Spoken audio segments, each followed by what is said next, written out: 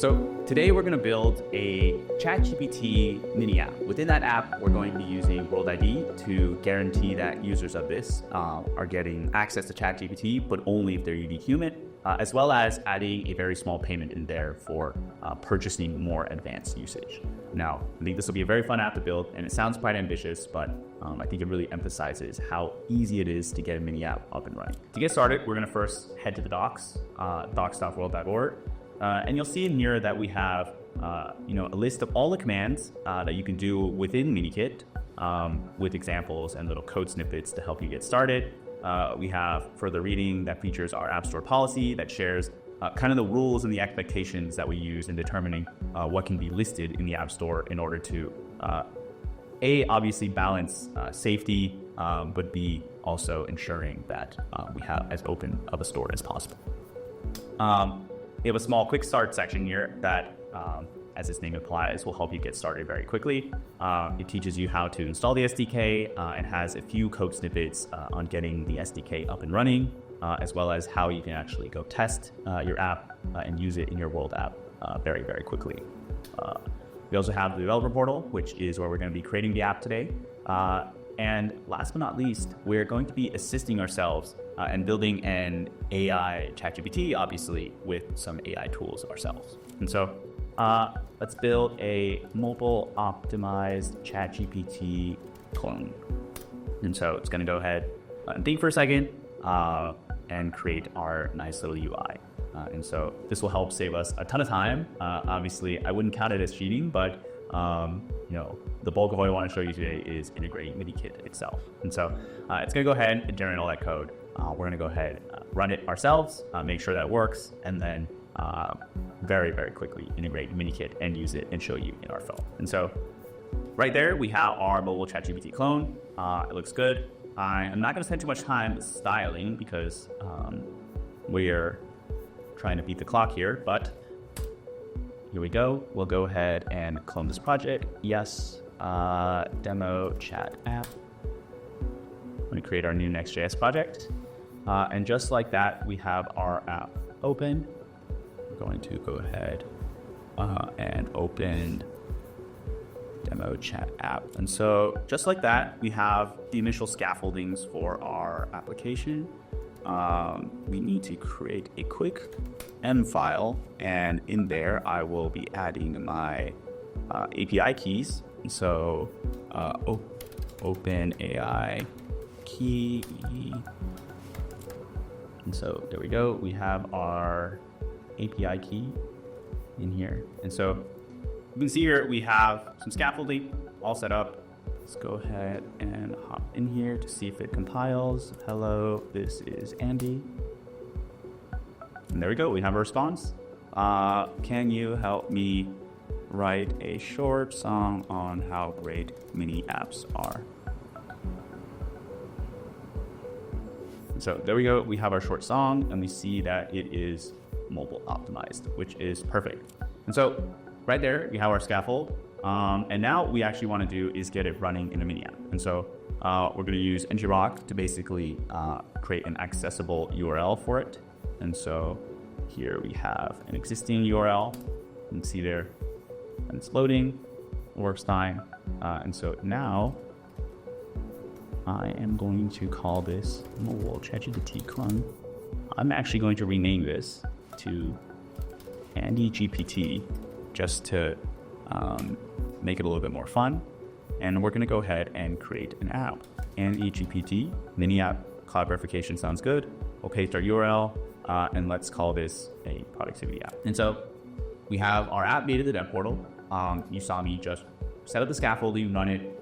We didn't do any coding yet, but we can already access it as a mini app. And so on the page, you have a URL that you can go ahead and just scan with your device. And so I'm going to come here, open up my camera, scan this QR code, and just like that, it's loaded as a mini app. So to see that works, I'll say, hi, this is Annie. And we'll go ahead and get a response. And so we have the initial scaffolding set up. We have a version of the mini app that's already working with ChatGPT, giving us awesome responses. And so now we're going to actually head into integrating MiniKit. So I'm just going to head to the docs, and we are going to follow the install guidelines. And so we're going to go ahead and install the package. We're going to have the package install, and then we're going to go ahead and create provider.txt, the MiniKit provider class. Go ahead, open that up. We don't need our app ID here. That is optional. We're going to have our MiniKit provider created, and then we're going to go to our layout and add MiniKit provider.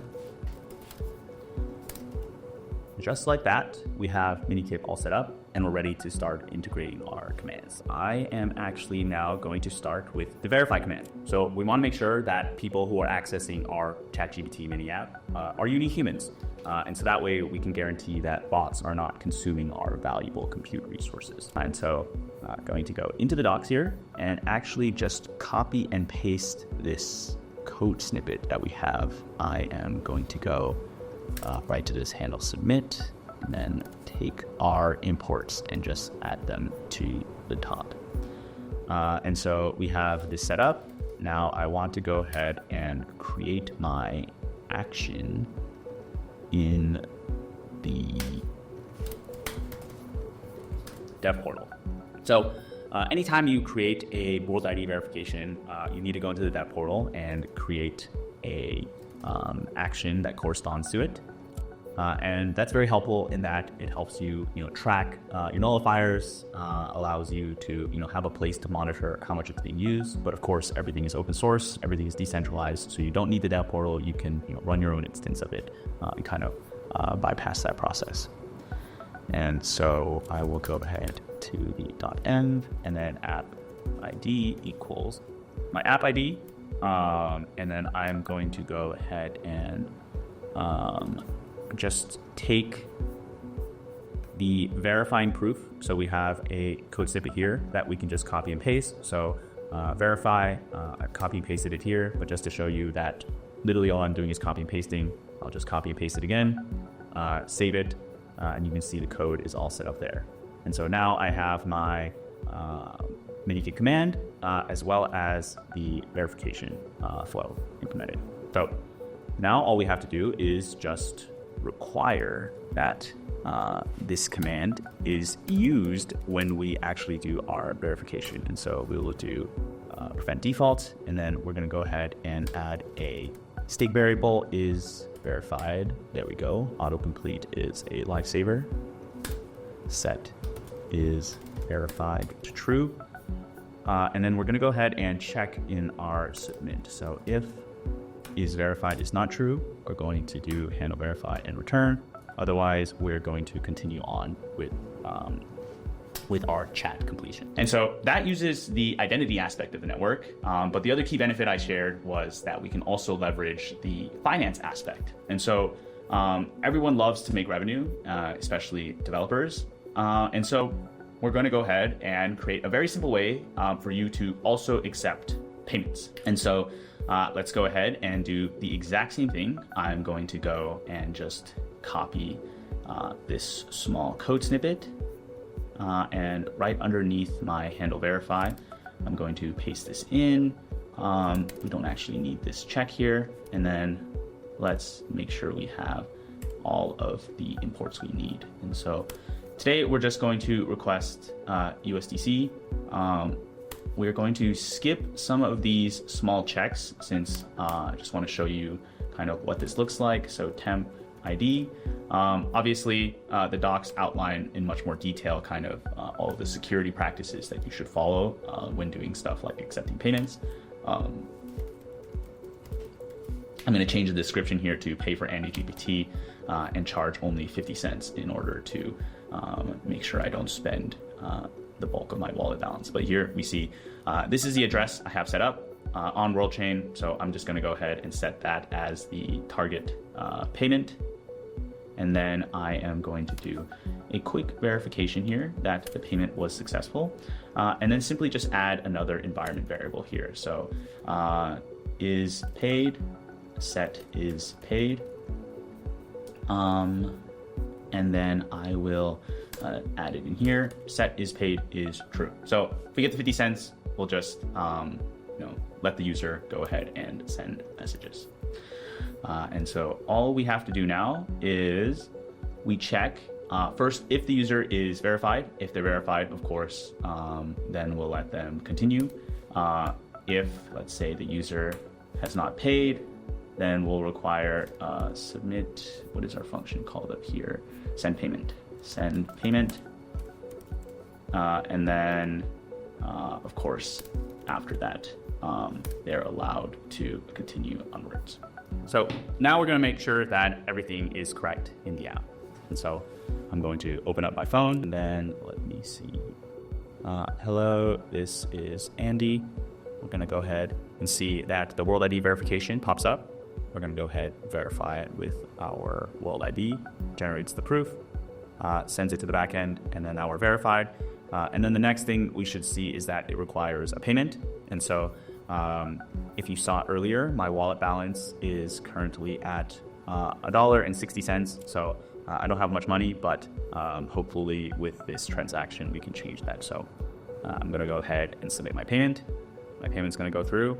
And then now when I send this message, we're going to see that it goes through. And so we're able to guard our ChatGPT mini app with both payments and a verification. And so I'm going to say, aren't mini apps so great? Write me a short song on how easy it is to integrate. So there we go. We have a quick song, and then if we check our wallet balance, we see now we have $2.01 with USDC.